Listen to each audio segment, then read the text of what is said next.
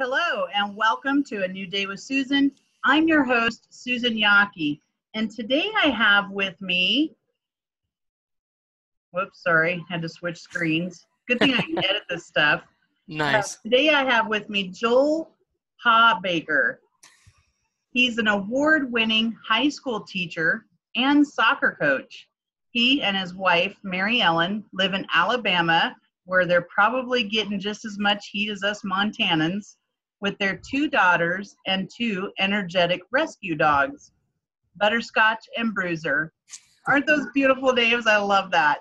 Joel has a degree in history from Covenant College, and he has been studying and practicing leadership since his days as a student there. He recently self-published his first full-length book called Inverted Leadership. To lead others better by forgetting about yourself. So welcome to the show, Joel, and thank you so much for your time. I really am grateful to have you here sharing with us about your book, and I'm excited to learn more about it. I just started reading it, so I'm looking forward to finding out more. Yeah, absolutely. Thank you for having me on. I'm always excited to talk with people, and certainly glad to share whatever I can of value to you and your audience about the book. So thank you. Awesome. Well, thank you. And then I'm just going to pull the book up here so that I have it in my view. Okay. But first, I'd like for you to just kind of share with me, what was life like before you wrote the book, and what inspired you to write it? Sure. Well, the short version of sort of pre-book life is that I'm 35, and I've got, like you mentioned, I got a couple of daughters and teach high school and stuff. But what a lot of people don't know, unless they read the book, is that I am divorced and remarried, and my ex-wife is also remarried, and they have a toddler son, and so our lives are a bit more complicated than they would appear at first glance. I've been studying leadership and teaching about leadership for pushing 20 years now.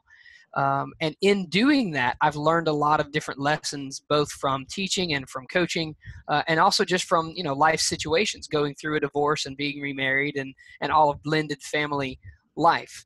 And so when it came to, I started speaking about a year ago at churches and schools and youth groups and that kind of thing. Mostly about leadership. And what I've found is that the single biggest mistake that I think a lot of leaders make is believing our own press. And what I mean to say by that is believing all of the good things that people say about us in such a way that we stop examining potential negatives or things that we need to work on. And the short version of that is just, it's pride. And so the inspiration from the book just comes from teaching leadership from the standpoint of serving other people. And that's why the subtitle is, lead others better by forgetting about yourself. If you're constantly focused on what you want to attain, that's going to change how you relate to other people. It's going to change the goals that you set for yourself, and it's going to change the way that you measure success. And so those are some of the things that the book touches on in terms of what I want to do is to help people rethink leadership in such a way that they stop viewing leadership as managing others or pushing others in a certain direction. I really believe that what leadership should be is positively influencing people to help them become better versions of themselves. And if we do that, we'll be successful, however you choose to measure it. But aiming at success, I don't believe, should be our first goal. Yeah, I agree with that wholeheartedly. So you've experienced divorce and having, living, it's almost like having 2 lives, right? being a part of still that life over there, and then having a life with your current wife and your children. Mm-hmm. What's that like for you, and how does that tie into leadership and pride? Sure. Well, it ties in all the time, because anyone who's been through a divorce knows that there are a lot of large emotions that come with it. And I don't know if I've ever met anyone who was divorced who didn't contribute to the divorce. Now, that's not fun to hear. We normally like to think, well, they wronged me and I didn't do anything wrong. And that's where the pride comes in immediately, because we want to think that we're the only ones who don't deserve anything wrong. We didn't do anything wrong. Can't believe we're being mistreated, that sort of stuff. And so what that looked like in my world is needing to accept that regardless of what my ex-wife did or didn't do, the reason I was divorced is because of decisions that I made that I could have made different ones. And once I accepted that, it allowed me to move on past a lot of the negative emotions. And that's proved very helpful because, again, at this point, I only live less than 2 miles from my ex-wife and her husband. And our daughters go back and forth each week. They spend a week here and a week at their mom's house. And that's for us and for our situation, that's been really, really good for everybody involved. It's been great for the girls and their, sort of emotional health and well-being and all those things. And it's also been good for all of the parents. So the way that I describe it when I speak about that is that we live a 4-parent, 2-house lifestyle. And the common factor is our daughters. Because even though we don't have all the same rules, we don't necessarily have all the same guidelines, we do try to work together as a group of 4 parents to decide what's going to be best for the kids. And that's not always easy, and it's very easy for pride to creep in. And instead of saying what's best for the girls, it's very easy, without even realizing it, to start acting from a place of what do I want? And what I want and what may be best for them may not be the same, even though I think they are. And if I'm not willing to listen to anybody else, that's going to cause some pretty big problems very quickly.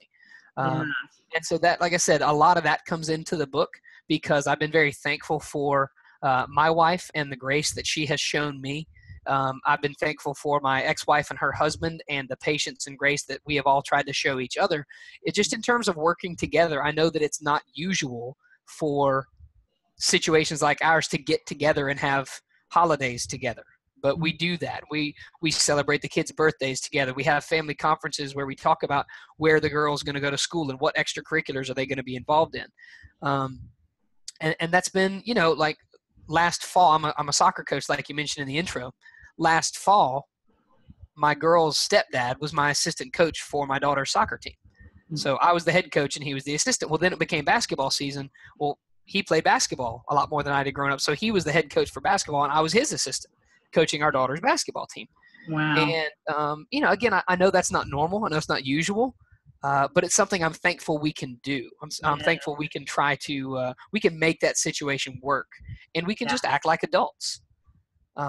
And the reason that I try to do that, or part of the reason I'm able to do that, is because of the example that my parents showed. My parents split up when I was in middle school. So this was 25 years ago before it was quite so common. And they set a terrific example. We still celebrated holidays together. My dad became good friends with my stepdad and his dad. We lived with my mom, but dad came and picked us up for school every morning. And so they set a great – they were good to each other despite the fact they weren't married anymore. They never said a bad word about each other. They didn't try to use us as pawns. All the really painful stories that you hear about parents doing, they didn't do. And so for me, that set a great example so that when I went through it, I tried to emulate what my parents had done. And again, here's the really awful part that people may not want to hear, but the truth is that means sometimes you have to be willing to get the short end of the stick. Yeah. Whether that's actually getting the short end of the stick or just feeling like you did doesn't matter. Like you have to be willing to accept that once you're divorced, and even in marriage, you're never going to be able to get everything you want. Right. And if you're willing to do whatever it takes to get what you want, you're already walking down the road of pride as opposed to doing what's best for everybody involved. And again, so that's where it all kind of comes back to leadership, is that as the husband and father, I believe that my job is to help lead the family. And so that means I have to set the example. And so that means if I want my daughters to grow up trying to be loving and trying to be understanding and compassionate, I need to demonstrate that, yes, to my wife, but also to their mom. Yeah. And that's something that really, I believe, goes a long way. That's awesome. That's I really acknowledge you for setting a really great example for what your daughter, because I mean, when you really think about it, our children, and you already said it, like you kind of mimicked that, coming from a childhood where you had parents who divorced, and then it happened in your own life. Right. But I think what I'm hearing is too that you are setting an example for your daughters so that they don't have to go through a divorce life. That is my prayer. Yes. That's great. Yeah, I just got goosebumps. Yeah, I mean that's. I come from a household where I didn't have a father growing up. My dad left before I was born, and Sorry. That's okay. We have a great relationship now. I met him when I was 18. I was still pretty wild and not interested in getting to know him, still angry. And by the time I was 30, I wanted to meet him a little bit more, to get to know him a little bit more, but still had a lot of my own healing to go through first.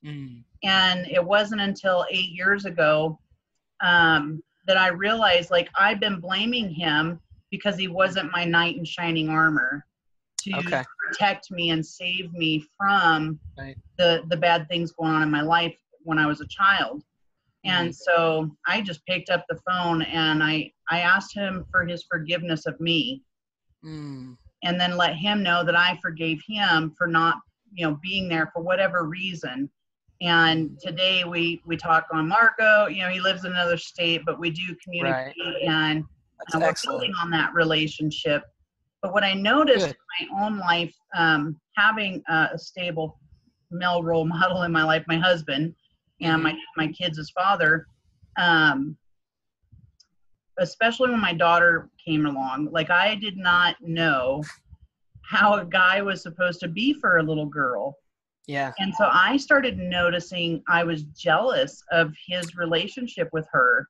Okay. And I was telling a friend about it, and she just looked at me and smiled, and she said, "You know what? He's doing all the right things. That's what dads do." Right. But you had never seen it. It just hit me. I was like, wow. Are you? And so I went to my husband and I apologized for experiencing those feelings and maybe lashing out here and there or expressing jealousy and those sorts of things. But it all, our children are a mirror of who we are as parents. So I think what you're sharing and what you're teaching people is absolutely profound. And I hope that they really get your message today, because pride is all about being self-absorbed. Absolutely. And not, even in that itself, like I got that here actually just not long ago. I had a huge breakthrough around that. Nice. Even though I'm like saying I love my family and I'm doing my work for my family, I still wasn't having results in my life. The kinds of results that I know are possible. And through prayer and just some of my own coaching tools that I use, and then also with my coach, I discovered that, holy crap, like I'm so self-absorbed, and because I believed, well, my kids, they love me unconditionally. My husband loves me unconditionally. But as long as I continue to stay over here procrastinating and being self-absorbed and not causing results in myself, I'm the one suffering. Right. And the impact of that is I'm teaching my daughter the same kind of procrastination, the same kinds of fears, those same things. Without realizing it too. Yeah. Sorry, that was long and drawn out, but no, that's great. I'm glad to hear that. It's encouraging. Yeah. And I applaud you for being willing to look at that and really be self-aware of what's going on in your world. That's one that I wrote a guest blog post for someone a couple months back, and that was the idea. It was just 3 quick thoughts on self-awareness for leaders, and one of them was to look at the things that really drive you crazy. And be willing to ask yourself, do they drive you crazy because you are those things? Because I know that's true for me. As a high school teacher, the kids that make me the most frustrated are the arrogant, snarky know-it-alls. That's because I am an arrogant, snarky know-it-all. in my classroom, I can't let I your pride love compete with my that. pride, And so, Yeah, it's not fun to admit, but for a it's lot not. of people, the things that drive us crazy are the things that we are and haven't Yep. realized that we are. Yeah. Isn't that If you beautiful? hate it when people are aggressive drivers, there's a good chance it's because you're an aggressive driver. You hate it when someone cuts you off because you cut people off without realizing it, and so it Yeah. irritates you. Yeah. And I in my Bible class that I teach at my high school, every spring I teach 2 books. I teach Mere Christianity and Screw Tape Letters by C.S. Lewis. And I love those books. I mean, every time I read them, I learn something new, or I relearn something I'd forgotten that I shouldn't have forgotten. And in that book, C.S. Lewis describes pride and humility very well. He says Mm. pride is simply the anti-God state of mind. It's what got Satan cast out of heaven. Pride is simply wanting to be first in every area of our lives, and pride is inherently competitive. Um, and so I'll get back to that in a second. With humility, he said that humility is not what most people think it is. Most people think humility is being kind of demure. When someone asks you a question, "Are you good at this?" and you go, "Well, I'm okay," and that's not humility. I mean, if someone goes up to an NBA basket, if someone goes to Steph Curry and says, "Hey, are you a good basketball player?" and he goes, "Well, I'm okay," that's stupid. That's just lying. This guy's won 2 straight NBA titles. You're not mediocre at basketball. You're Mhm. phenomenal. Don't lie about it. So C.S. Lewis tells us humility is not a beautiful woman pretending she's ugly. Humility Mm. is not a smart person pretending that they're dumb. Humility is not thinking less of yourself, he says. What he says is humility is simply thinking of yourself less. It's Mm. just self-forgetfulness. That's all humility is. And he says Wow. pride is inherently competitive. So pride is not, I'm good at this. That's what we think pride is. But Yeah. it's not. Pride is not saying I'm a good soccer coach. Pride is saying I'm a better soccer coach than you. Mm. That's where the Yeah. pride comes in. And so the leadership style that I talk about is called confident humility. And again, it sounds like a paradox until you realize what those words mean. Confidence is simply being sure of what you know you're good at. Mm. Taking everybody has certain gifts, and they're not all the same, which is good. Mhm. But like I am completely ungifted when it comes to anything mechanical. If you need somebody to fix an engine or paint a house or anything involving tools, do not call me. I cannot help you. But I've been gifted in certain areas. I can coach and I can teach and I can write. Well, that's good.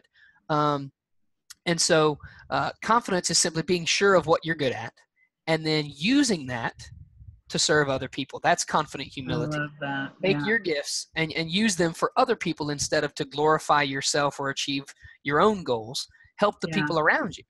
And when we do that, I think we all get better. Because at that point, I'm not worried about, for example, as a high school teacher, if I'm worried about looking like a good teacher, then what I'm worried about are my kids' test scores and GPAs and standardized tests. Well, the problem is I can't actually control those. Some kids are going to do great on tests regardless of whether or not they pay attention. Some kids are going to struggle no matter how much work they put in. But if I'm basing my self-image and my success on those numbers on a test, Yeah. then I'm going to treat the kids differently. I'm going to teach to the test, or I'm going to berate the kids who get low grades because they're making me look bad, Mm. or whatever it may be. Well, okay, so that means I need to redefine what it means to be a successful teacher. So what it means for me to be a successful teacher is to see students improve in how they think and how they speak and how they write. Now, I teach history. I don't teach grammar. I teach Yeah. history. So that means they obviously need to pick up some historical stuff along the way, but I'm not interested in teaching kids facts and names and dates that they can look up on the internet inside of 8 seconds. They have to learn some of those. Yeah. But what I need them to understand are concepts. They need to understand ideas. They don't need just to remember who won what war. They need to know why that war was fought and why it matters still now. And if they do that, that's half the equation. The other half of the equation is learning values. I don't want my kids to have good grades because they got good at cheating. That defeats the whole purpose. I want them to be brave enough to say, I didn't study, and so I'm just going to probably bomb this test. Okay, I can respect that. I have Yeah. more respect for you failing honestly than passing by cheating. Oh, that's You so know, yummy.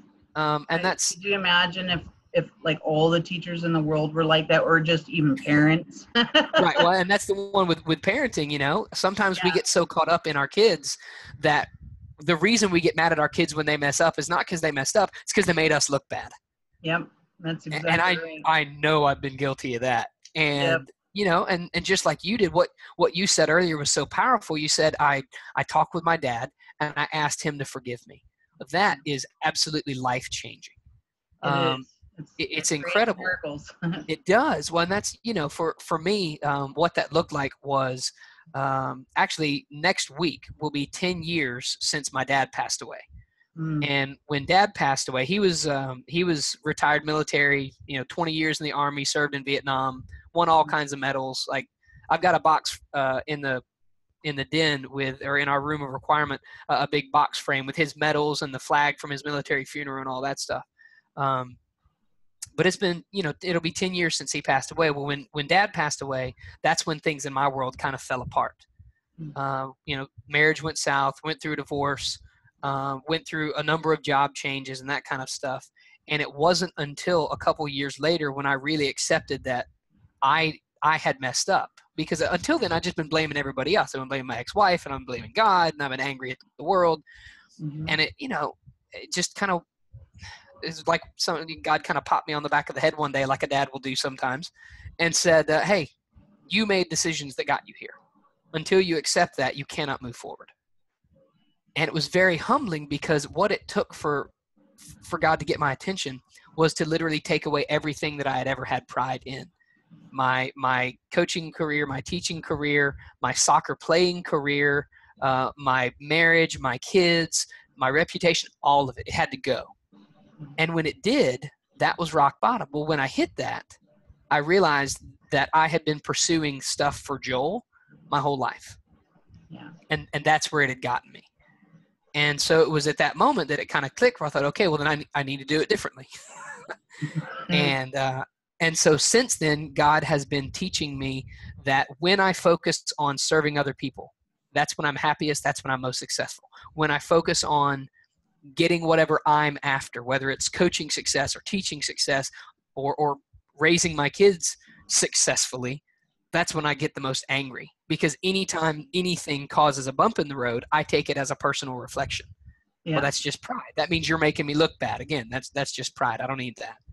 And I'd love to say that I've done it perfectly. I've never yelled at a student, and I've never yelled at my soccer team. Those are giant fat lies. I'm a human like everybody else, and so I screw up. But in the process of writing this book, I had a number of really powerful moments, especially over spring break, where it was almost as if God was tapping me on the shoulder and saying, hey, if you're going to write a book about being humble, you know what you should do? You should maybe be humble. Don't just write about it, live it. And it was like, oh, okay, I got it wrong again. And, but it's a daily acknowledging that no matter what we do, we are inherently self-centered people. We are selfish. I tell my students all the time, they hate to hear this, especially the freshmen that are new to my class, but I tell them that every human being is 4 things, right? We are lazy, selfish, right? Yep. We are ignorant, and we are apathetic. Just of our own volition, those are the things we are. And they say, well, no, I'm not that. And I say, you're not lazy? They go, no. And I say, okay, so if there's your yard needs to be cut. You just volunteer to do it all the time, every time. You just jump up and go take care of it and never procrastinate. Well, no, okay, well, sometimes. Okay, good, so you're lazy. That's fine. And I say, we're selfish. Well, I'm not selfish. I'm like, dude, if there's one piece of pizza and 2 of us, you're telling me you're just going to give it to me with your blessing? No. We're going to argue about it, or we're going to tear it in half. We're going to fight over it, and it falls on the floor. That's just what we do. We're selfish. Yeah. And I tell them, I say, we're ignorant. We just don't know very much. Yeah. And the smarter you get, the less you realize that you know. And again, high school freshmen don't get that because they haven't learned very much yet. You know what I mean? They will, and they're incredibly smart, but they're not terribly knowledgeable yet. And that's all ignorance means. It's not a criticism of your intellectual ability. Mm-hmm. It's a statement about the fact that you haven't learned very much. Yeah. And then I tell people we're apathetic. We just don't care. Not as much as we should. And that's true because look at the different things that pop up in the news. What outrages us one day, we've completely forgotten about 3 days later. Yeah. And so that means every day we have to acknowledge we are those things. And then we have to spend the whole day fighting back and pushing back against those things. Fight back against the lazy by getting done what needs to be done. Fight back against the selfish by being a servant. Fight back against the ignorant by going out of your way to learn what you need to learn. And fight back against the apathetic by caring, by being empathetic with people. And so, again, that's what I try to encourage my students to do. It's what I hope I live out in front of my kids. I can't say if I do it well or not. But those are the things that I try to do, and those are the things I try to pass on to the people that I get to speak to. Those are a lot of the things that hopefully people will pick up when they read the book as well. That is so beautiful. Like I said, I can imagine a world where if we all just, even if it's 10% more a day, where you're becoming more aware of your own thoughts and things, and really it's being aware of your emotions, because Absolutely. Your emotions are like the indicator that something's off here. Right. And yeah, that's why I do this show. Well, one of the reasons why I do the show. That's so great. That we can share this stuff with the world. Yeah. Well, it's like, I mean, you just mentioned something powerful too, because it's both our thoughts and our emotions. Yeah. We like to think that we're rational creatures, but a lot of the time we're not. That's why you yell at the car in front of you when they slam on their brakes. They can't hear you. Yeah. You're not rational in that moment. You're emotional. And there's a lady, I don't know if you've come across her or not. If you haven't, you should check out her stuff. Her name's Dondi Scumaci. She wrote a book called Ready, Set, Grow. She wrote one called Career Moves. She actually wrote the introduction or the foreword to my book.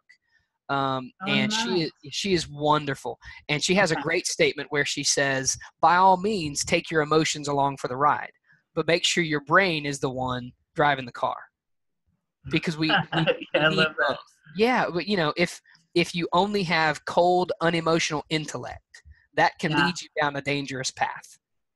But if you only act on your emotions, you've essentially become a toddler. I'm hungry, so I cry. I'm angry, so I hit.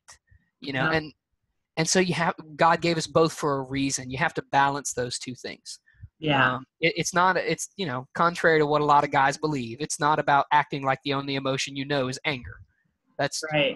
I did that for years. I have I actually brought it into school one day when I was speaking in a chapel service to my students. I have a big, heavy, like the big 65-pound punching bags like you see in Rocky. Yeah.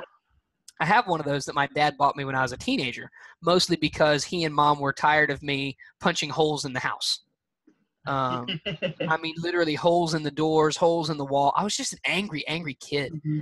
And so dad bought me this huge punching bag. Well, the parts of that thing that I hit for years are soft as a pillow. Oh, wow. And it's because I just acted on my emotions all the time. Well, that's one of the things we talk about in my Bible class too. If you act on every emotional impulse you have, most of us will be in prison pretty quickly. Right. When you think of I'll kill you. Yeah. Oh, there you go. Okay, well, see you later. I'm going to hit that guy in the face. Well, that's not going to end well for you. And so we have to balance those things. Yeah. Emotions aren't a bad thing. They just are. What we do with them, how we control them, those are things that really we need to pay attention to. I wrote an ebook about that last year before. It started as a simple list of a devotional that I wrote out, and it became this ebook about my dad, and it's called 10 Things My Dad Taught Me Without Saying Anything.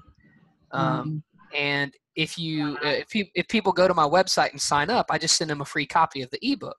Nice. And one of the things that he said is, control your emotions. You can either control them or you will be controlled by them.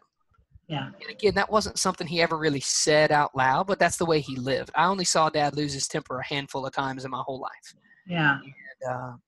And that was something that really struck me because I knew that I was not good at that. And I always thought, well, when I get older, I'll be better at that because dad's older. That's why. No. The emotions got bigger as I got older. I'm better at it now than I used to be. But again, if you were to ask some of my high school soccer players, they'll tell you, yeah, Coach Hawbaker, sometimes he gets a bit more angry than he should. And that's when I have to do like you did, which is go back and apologize and ask forgiveness and try to restore that relationship. That's one of the big things I talk about with leadership is it all starts with relationships. And relationships, they don't have to be long-term. There's a saying in educational circles. People say kids don't care how much you know until they know how much you care. Well, there's a lot of Yeah. truth in that. The problem with that is, what if you're teaching somebody short term? So like next week, I'm heading up to Duke for 3 weeks to help teach some gifted kids in a leadership class, Mm-hmm. a summer studies program. Well, I'm only going to know them for a couple of weeks. We're not going to be able to form huge Yeah. relationships like you would. So the question is, how do you do that? Well, it starts very simply. It starts with something as simple as a handshake. I mean, when you meet a new person, you instantly get a vibe from them. When you shake their Yeah. hand, did they shake your hand, or did they kind of look at it or give you the little cold, clammy fish? Or Yeah. did they look you in the eye? Did they smile? Mhm. And so that right there, that's building a relationship, something as simple as a handshake. And so what I teach people when I speak with them is, if you take care of the relationships, the results will take care of themselves. So for my soccer team, if I'm building good relationships with my players, they will work hard for each other and for me. And if they're working hard, we're going to win a bunch of games. If all I focus on is winning games, that's going to harm the relationships, because it means that when they don't win, I'm going to take it personally, or I'm going to take it out on them. And so again, the idea is focus on the relationships. The results will take care of themselves. They'll be fine. And that's something that, again, I've learned from having done it poorly in the past. It's something I learned from having gone through divorce. It's something I've learned from having harmed relationships with my players by being overbearing and arrogant and snarky and condescending. And most of the things I've learned them because I've screwed them up. Yeah. We learn a lot more from our mistakes than we do from our Yeah. successes. Yeah. At 35, I feel like I've made a lot of mistakes. Yeah. So I try to pass on a lot of that in my classroom, in my coaching, in my teaching, in my speaking. And a lot of those stories come out in the book as well. There are stories that I shared in there that I'm not proud of at all. But they're stories that I think get the point across where other people need to see it. And if that means people read the book and go, wow, that guy really was kind of a jerk, that's okay. I was. Yeah. I get it.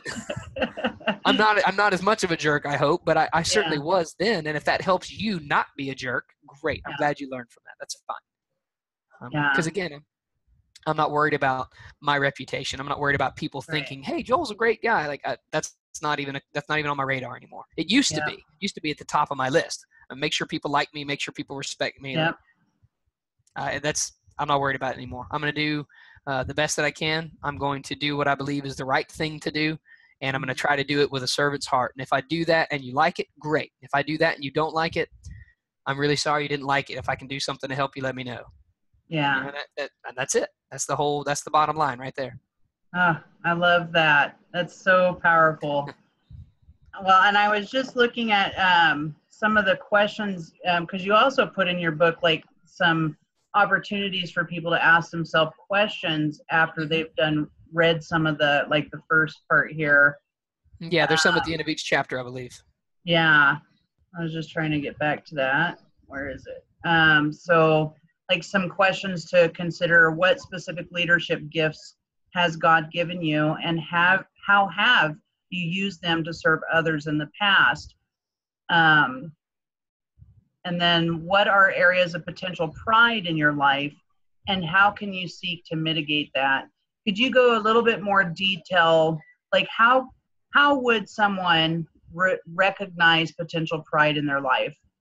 Yeah, that's a great question. And the easiest way is simply to ask people, when someone says to you, what do you do or what are you good at? What are the first things that spring to mind? And because those are often the danger areas. Again, not because admitting you're good is necessarily wrong, but if there's something that you're good at, that is a danger to become something that you're going to be prideful about. That's something that could cause you problems in the future. It's one where here's a goofy example. If you talk with any teenager and you ask them, "Are you a good driver?" They're going to go, "Yeah, of course I am." And I think to myself, no, you're not. You haven't been driving long enough to be a good driver. You may be a good driver compared to other 17-year-olds. Yeah. You've been driving for 2 years max. You're not that good at it yet. And not only that, but here's where the prideful danger comes in. If you believe you're already a good driver, you're a lot less likely to be disciplined. So you may glance at your phone while you're driving because you think, I'm already a good driver. I can handle that. It's not a problem.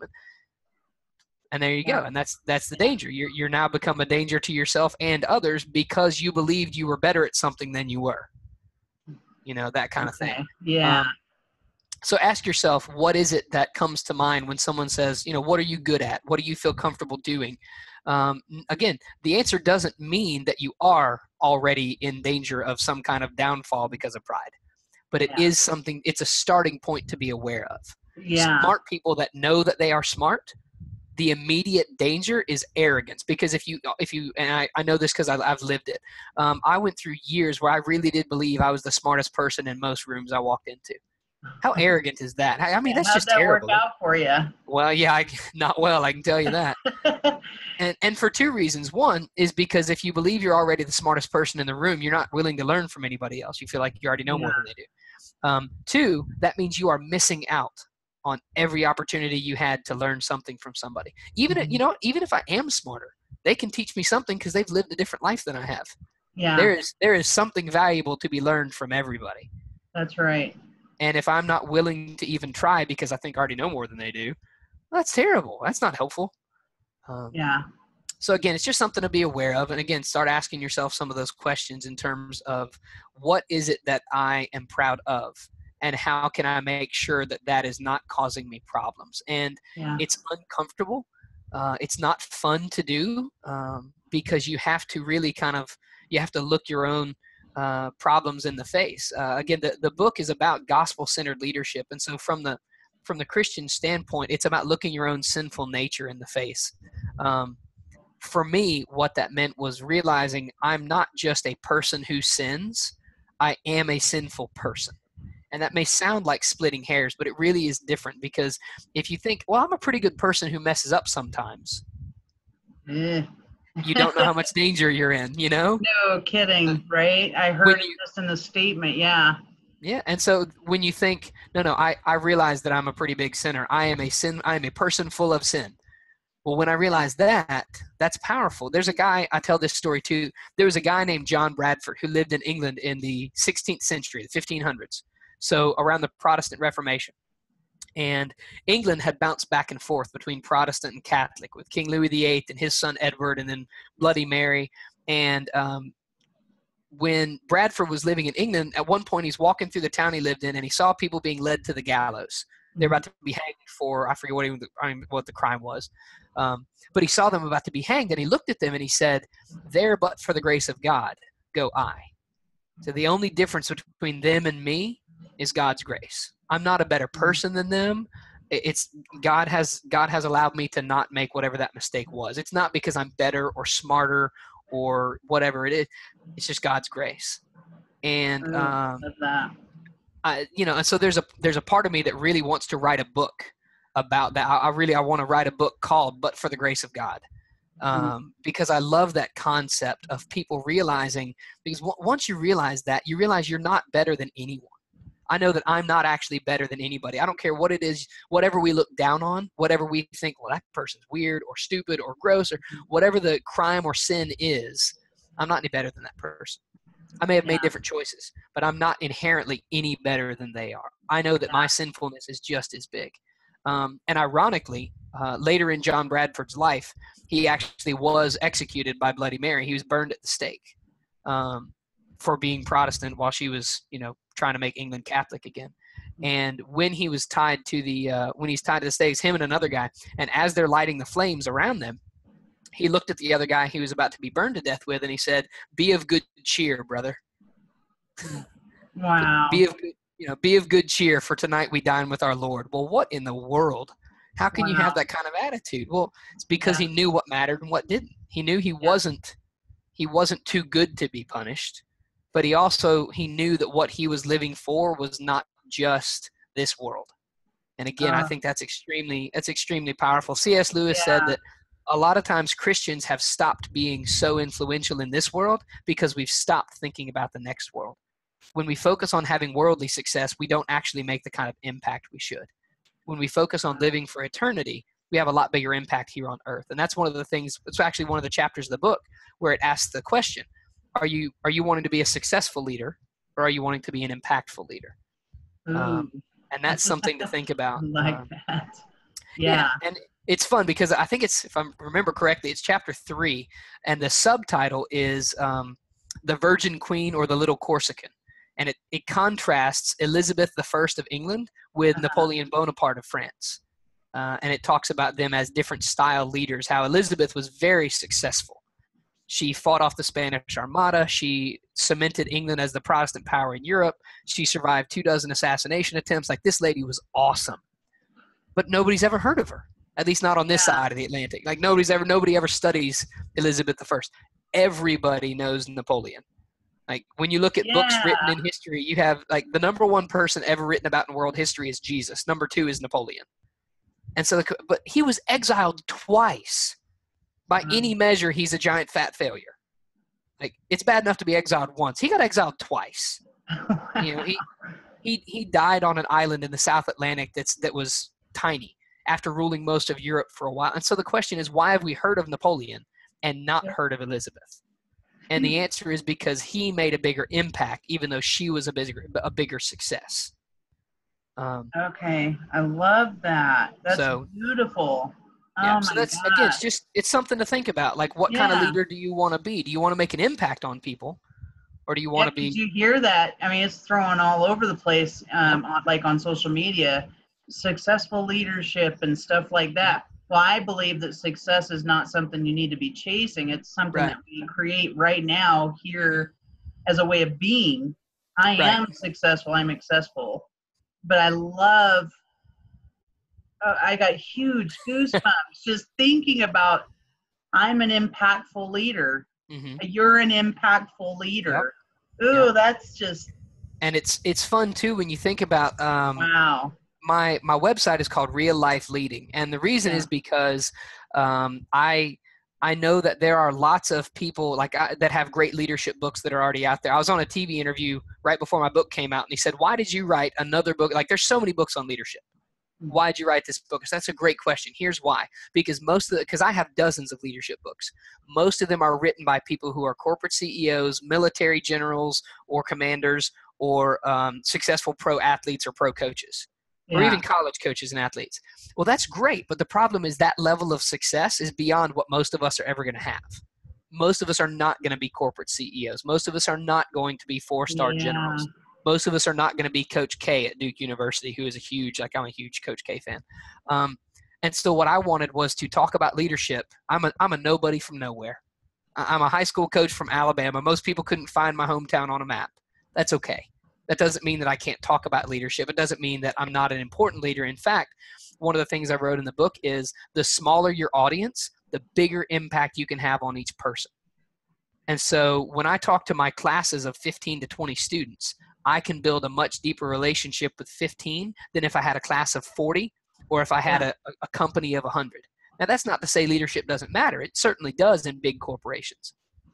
But how many people are directly impacted by the CEO if there's 10,000 people in that company? Right. Probably just the first few. Right. His kind of inner circle. And obviously it's supposed to kind of sprinkle down, and that's fine. Right. But that makes sense. Yeah. You think about yourself as a mom. You are a leader in your house. You have kids that are depending on you, and you have a company. That means you're a leader in your – and so the people around you, you are impacting them. Whether you know it or not, you're impacting them positively or negatively. Every one of us is or will be a leader. One of the things I wrote in the book is that every position you have is either a leadership position or it's training for a future leadership position. Everything you do. Nice. And so we need to be aware of that. So even if it's something as small as working in the nursery at church or helping out Vacation Bible School, you're a leader. Those kids may never remember you, but you still impacted them a little bit because you either did it well or you didn't. My administrator at my high school likes to say that teachers are seed planters. We don't see the fruit of most of our efforts. I can name probably 6 or 8 teachers that really had a big impact on me before college. In college, I had a lot more. But I don't remember every single lesson that every teacher ever taught me. I don't remember every assignment. I mean, that'd be ridiculous. What I do know is that I was consistently taught well by teachers that I knew cared about me. But that in itself makes a big impact. And so, whether people feel kind of sad when you think about the schools with classrooms filled with 50, 60, probably even more than that. Wow. No kidding. And it's important to realize that when when we remember that it's not about me, then it's okay for me to teach kids, even if they don't remember me. If they don't remember anything about world history, well, maybe I should have taught it differently. But really what I want is I want my kids, when they leave the classroom, I want them to be better people than when they came in. Now, whether I ever get credit for that doesn't matter. Right. Because it's not about me. It's about them. If they become better people, I've done my job. Whether I ever get plaudits for that or not is not the point. The point is, did I help them become better than they were? If I did, wonderful. If I didn't, I failed. And I think that's an essential part of leadership. Again, is when you're not worried about who gets the credit, it makes it much easier to just do what needs to be done. Because I'm not focused on how do I do this so that I get recognized. Yeah. And again, I've been very guilty of doing that for a long time. I wanted to make sure that everybody knew. Me too. So. I've definitely went through my bout of that as well. Yeah, again, and it's because we're all inherently we're very selfish. We want what we want. We want to be recognized when we do things well. And again, that's natural, but that doesn't mean it's good. It doesn't mean it's right. Well, and I think too that what you're saying is really, really great, because it is challenging at first. The first step is just being aware of your thinking. The emotions are indicators of what's going on over here in the brain. Absolutely. And when you start practicing that awareness, pay attention to the patterns, pay attention to your reactions to people. And I don't know if you've seen this documentary, The Shadow Effect. It's just like what you're talking about. You're pointing one finger, 3 are coming back at you. Right. And, I think for a good 2 years, I was caught up in what people would think when I'd post on the Facebook, or I had a huge concern. Like, it was like a worry, a constant worry. Right. And my experience of myself was I was always stressed out. And when I got to the bottom of that, and I didn't see that for myself by myself. It was through coaching or mentoring or, picking up books to find out how to learn more about myself. But absolutely.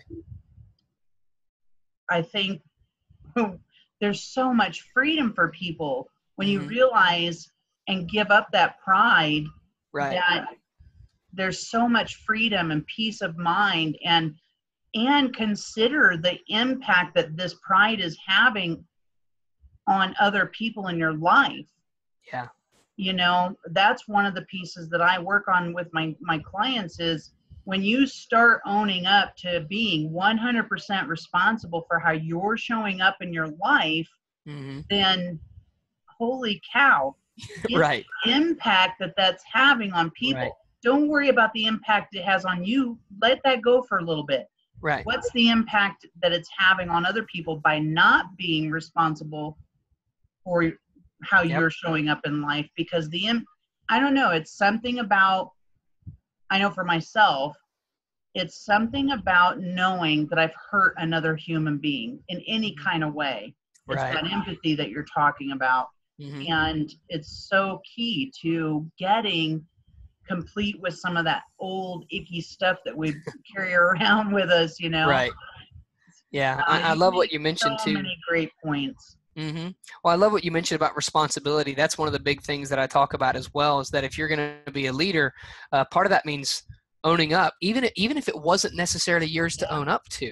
Not that you lie, but there are certain things that are outside of your control, but you're still responsible for, and that's not fair. Well, you're right. That's not fair, but that's life. Life's not fair. So you got to deal with it.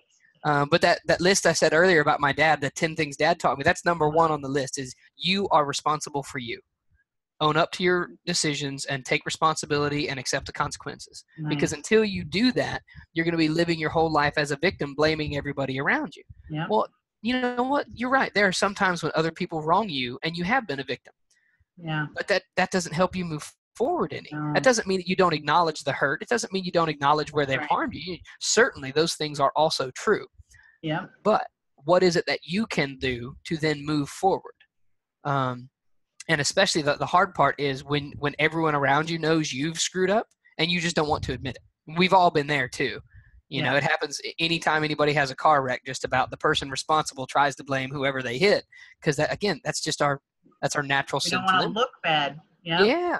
And we're we don't want to admit it. avoiding to look bad or trying to look good somehow. Right. Just don't want to admit it was our fault.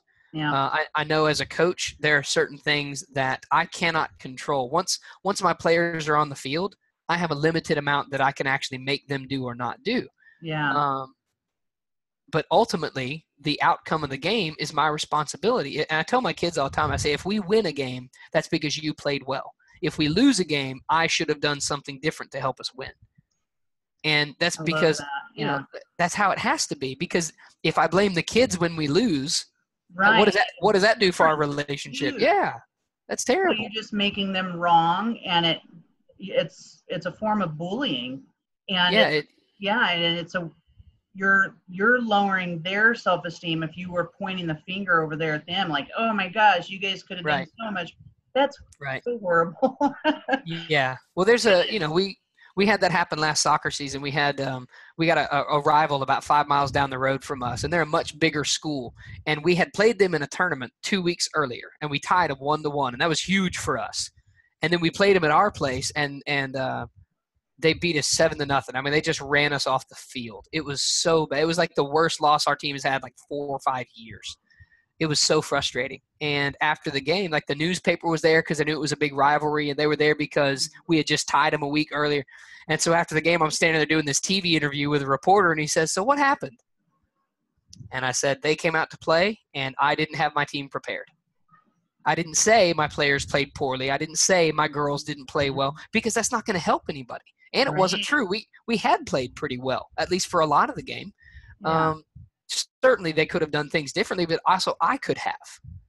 Yeah. I could have motivated them differently. I could have had them do different things in practice. Yeah. If we weren't ready to play, that's my fault, not the kids' fault. Right. I'm certainly not going to throw them under the bus in a newspaper interview or a TV interview. Like, that's terrible. What does that do for our relationship? Huge. Yeah. So it lacks integrity. And that's exactly it. And so it's good to be able to kind of be that shield for the people that I am trying to lead as well, and say, hey, listen, we got beat tonight because I didn't have my kids ready to go. That's on me. That's not on them. So what we're going to do is we're going to come back and regroup, and we're going to try to make it better next time. That's awesome. And that's part of leadership, is taking responsibility when things go badly and sharing credit when things go well. I tell people it's always about giving and taking. And I don't mean 50-50. I mean, give credit where it's due, take responsibility where you're responsible. And if you do that, that's a good foundation for leadership. And I also have to say, in my own marriage, like by being 100% responsible for me, and even just maybe a small argument or something because we're both reacting towards each other or something. Even in those moments, after I step back, gather myself, and I just take a look at, okay, what was my part in that? Mm-hmm. I'm not, because as soon as I start to point my finger over there at him, it just causes more problem. Right. But what I have to say about that is, when you are 100% responsible, the miracles in your relationship are just juicy and it's delicious when you're 100% because it really can make a huge change. Mm-hmm. And it's mind-blowing sometimes, because even though they have their part in it, by being 100% responsible for your part in it, would you also agree that there's like a shift that happens even over there with them? Oh, absolutely. Yeah, certainly, because what you're doing is you are not letting them dictate how you have to respond. You may not be able to change whatever the circumstance of the argument was. Right. You can control your response to it, and that's also going to shape some of their response. I mean, the Bible's pretty clear when it says that a soft tongue turns away wrath, because if you're mad at me and I get mad back at you and you start yelling louder and I start yelling louder, we're not taking responsibility. We're just yelling at each other, and I've heard of very few times that ends well. Right. On the other hand, if you're really angry at me, and so your emotion gets the better of you for a minute, you raise your voice, and I look at you and I say, you know what, you're right, I'm very sorry. Well, it just diffuses the whole argument. Yeah. Or even if I say, I understand that you're upset, I don't agree with you, but I understand why you're upset. Yes. Well, that again, that helps defuse the situation. That's right.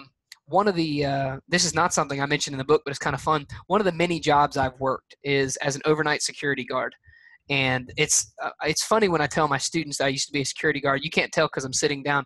I'm about 5'3.5" tall. Oh, wow. I'm not a big dude. And so when I tell my students I used to be a security guard, there's always chuckles because most of my freshmen are Yeah. bigger than I am, Great. But one of the places I worked is at a medical methadone clinic where people who are trying to break their addiction to illegal methamphetamines go and get Yeah. medicinal stuff, in ever decreasing doses. And so one of the things that I learned when I worked there was talking about sort of de-escalation tactics. Because my job was basically to make sure people showing up to get their medicinal meth didn't have fights in the parking lot. Wow. And so my job is not to stop a fight once it's started. My job is to defuse it before it ever becomes a physical confrontation. Yeah. And so that means it has a lot to do with understanding emotional cues, and it has a lot to do with understanding what's going to cause the thing to ratchet up versus tone it back down. Wow. And so some of those things kind of every now and then they'll pop back into my brain when I'm having a disagreement with a student or whatever. It's like, okay, sometimes you just have to walk away, and that's not, again, our pride doesn't like that. Trust me, I really like to prove to students I know more than they do. Yeah. That doesn't always actually serve the bigger purpose very well. So. Oh, you have some amazing, really amazing points, and just some really great divine messages in there as well that people could just take away. And it sounds like you could dive a lot deeper into what you're sharing with us by just getting your book Inverted, and take this just a little bit deeper in this conversation with yourself. And I want to thank you, Joel, so much for being on my show. It's been a great pleasure, and I just acknowledge the time that you've given me, and I really appreciate you and what you're doing in your community for your students. And when you get up onto these, stages or in these radio or podcast interviews, you have such a beautiful message to share, and you're sharing it from your own personal experience, and that's what makes it even more powerful. So just thank you. Yeah, no, it's absolutely been my pleasure. Thank you for having me on. I do hope that it's been inspiring. I hope it's been encouraging to people. Again, I feel very blessed to get to do things that I love. I love to teach. I love to coach. I love to speak to people, and I feel very thankful that I get to do those things as a job. Not a lot of people get to have that, and so I'm very thankful to share the gospel through how I get to speak and that sort of thing as well. So thank you for having me on, and I love to connect with your audience. If I can help anybody, tell them to get in touch with me. Come by my website or whatever, and send me an email. And what's your website again? The website is reallifeleading.com. You can find me there. There's a contact Joel on there. You can find me on Twitter. It's at reallifeleading. You can find me on LinkedIn or Facebook, just Joel W. Hawbaker. And again, I'd love to connect with people. I'd love to answer any questions that I can. You can find the book. Actually, the book is on Amazon. You can find it. Oh, nice. So that's probably the easiest way to get a hold of it, actually. It's both. It's got the e-reader version and it's got the paperback. So whichever nice. I'm very much a Luddite. I don't really do technology, so I like books with pages that I can turn and underline. Yeah. And, my mom much prefers the Kindle version of stuff, so she's got it on her Kindle. That's awesome. It is pretty cool. I have Kindle. I have hard copy, and I also do audio. It just depends on what I'm doing, where I'm at in the world, and absolutely. I love audiobooks. Yeah, me too. That book is called Inverted Leadership: Lead Others Better by Forgetting About Yourself. And I will also be including that in the post, and I would love to get your feedback. If you have questions or comments that you'd like to share, definitely go to A New Day with Susan on my Facebook page and post in the thread that's going to be shared on that page as well. And like like Joel said, you can connect with him on either his Facebook page, and I'll put those links again on there as well for you guys. Yeah, that'd be awesome. Well, thank you again, Joel. Hey, thank you, Susan. I've had a great time. I really, really appreciate it. Thank you very much.